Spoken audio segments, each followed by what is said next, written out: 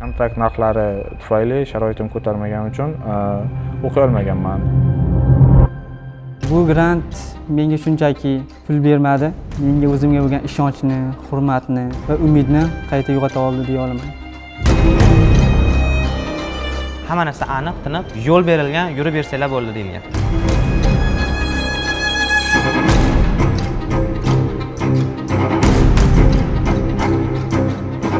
Assalomu alaykum. Mening ismim Farangish. İsmim Sanjarbek Muhammadodil. To'qiylik Botirbek. Men Tanagash Alisher. Sardorbek, familiyam Odiljonov. O'zmuhammad, familiyam Artekov. Hasanov Nurmuhammad. Otabek. Chehra. Elshod. BTP universitetida 2-kurs talabasiman.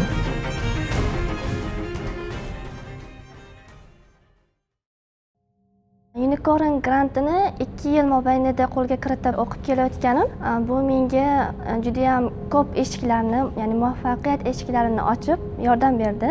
Ota-onam ishonishmagan boshida. Yo'q, bu imkonsiz narsa, faqat reklama uchun bo'lsa kerak menimcha. Tezroq o'sha kursni yakunlab, natijani olib men universitetga kelib o'qishni juda ham xohlardim. Eng qizig'i o'sha narsani telefonda o'rganganman-da. Shunaqangi darsga berilib ketganimdan ovqat qilayotgan bo'lganman, ovqat qilayotganim ham esimdan chiqib ketgandi. Keyin yugurib borsam, o'sha ovqat yo'q, umuman hammasi kuyib ketgan. Keyin hammasini olib, yashirib, nimadir qilganman ovqatni ham. Unicorn grantini o'sha boshida ko'rganimda, ya'ni bunaqa darajada bo'ladi deb to'g'risi o'ylamaganman. Unicorn loyihasini tashkil qilib, o'sha narsaga sarmoya kiritgan barcha o'sha hamkor kompaniyalarga hammasiga chin qalbimdan rahmat aytaman. Meni hayotimni, balki meni nafaqat hozir bu grantni yutib o'qiyotgan ko'plab talabalarni hayotini o'zgartirishiga sababchi bo'ldi.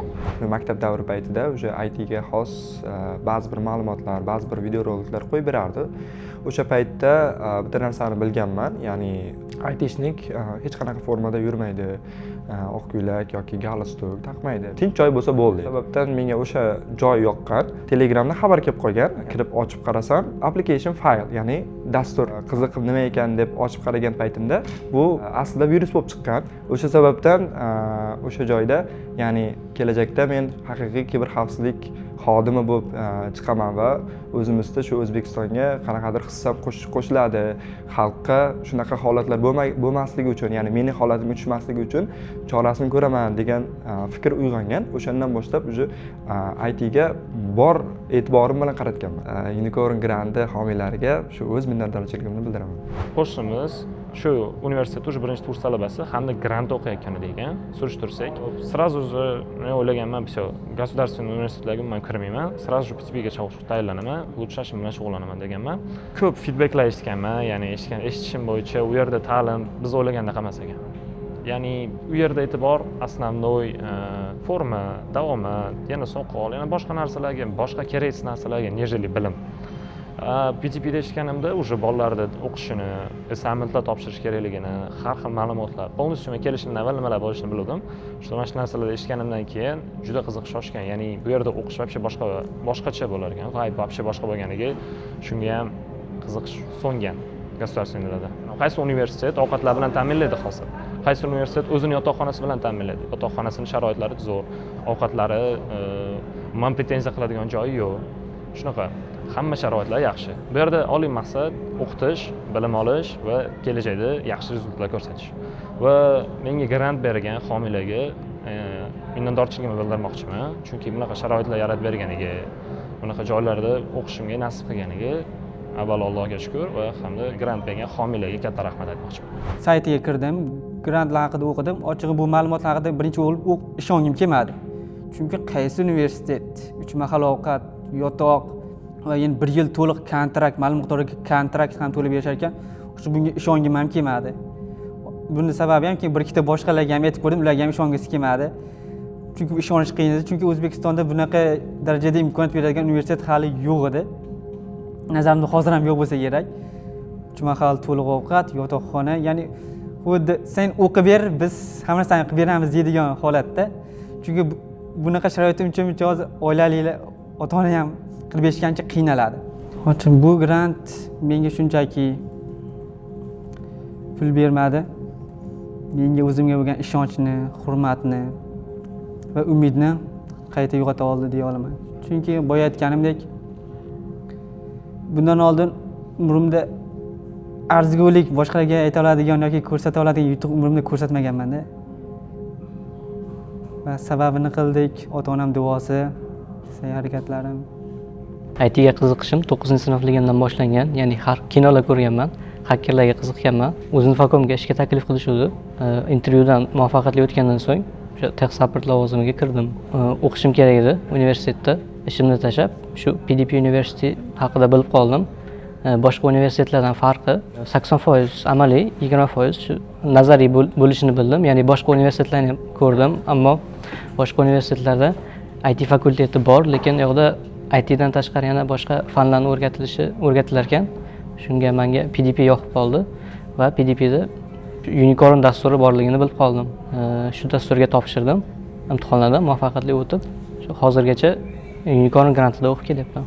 Unicorn homiylarga rahmat aytaman, chunki kontraktni o'zini to'lab bo'lmaydi, to'lash qiyin, juda qiyin. Shuncha summani plus Toshkentga kelib, biron joyda turish, kvartira juda qimmatga tushib ketadi. Pitaniya ham shularni ichiga kiradi. Endi bizga bunaqa imkoniyat berilgan, endi bizlar faqat o'qishimiz kerak. Bizni qishloqdan qizlar Toshkentga borib o'qishmaydi, Toshkentga qo'yishmaydi qizlarni. Men ham Unicorn yutganimdan keyin ota-onam rozi bo'lgan, to'g'rog'i uyimga direktorlarimgacha borib, maktabimizning direktorlari, o'qituvchilari ota-onam bilan gaplashgan. Keyin rozi bo'lib, agar shu Unicorn bo'lmaganida balkim kelmasdim ham, kim biladi.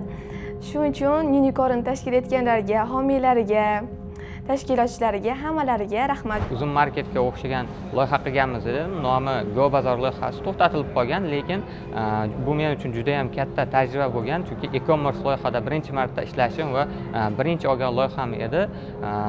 Bu saytni to'liq front-end qismini faqat o'zim yozib chiqqanman. Keyinchalik juda ham ko'p loyihalarda ishladim. Masalan, davlat loyihalarida ishladim. Tashkilotlarni loyihalarini qilganmiz. Masalan, aytaylik, davlat yerlarini ijaraga berish bo'yicha saytlar bor, auksion saytlari bor, ruxsatnoma olish uchun saytlar bor. Mana shu saytlarni, o'sha veb-saytlarni qilib berganman. Universitetga kelib qilgan loyihalarimdan bittasi bu shu joyda universitetda o'qitadigan ustozimizning kompaniyalariga ishga kirdim. Bu joyda Trendify degan loyihani olib chiqdik. E-commerce loyiha bu ham.